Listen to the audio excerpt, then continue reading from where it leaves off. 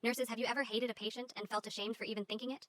I once took care of a terminal kid who, for reasons I couldn't understand, seemed to despise me and only me. That was the strangest part, because with every other nurse he was calm, polite, even sweet. But the second I walked into his room, something flipped. He'd cry, then scream, then throw whatever he could reach, and I've taken more iPads to the face than I care to count.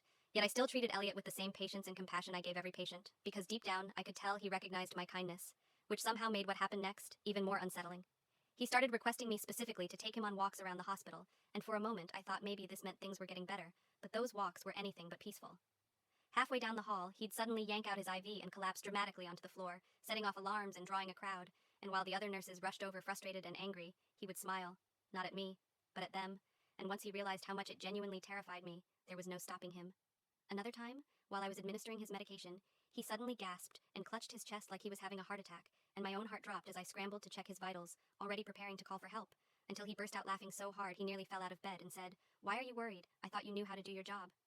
Then one day, while I was on the other side of the hospital, an emergency alert came through saying Elliot had suffered a serious impact, and I sprinted back expecting the worst, only to find him on the floor coughing and crying because his NG tube had snagged on the bed frame and torn out, which is excruciating since it runs from your nose all the way to your stomach. He cried through the entire night, and I stayed by his side until dawn, wiping his tears and comforting him, and as the sun came up, I finally asked the question that had been eating at me for months. "Why do you keep trying to scare me like that?" And through sniffles and sobs, he whispered something I never expected. "You're too pretty, and I don't want you to miss me when I'm gone."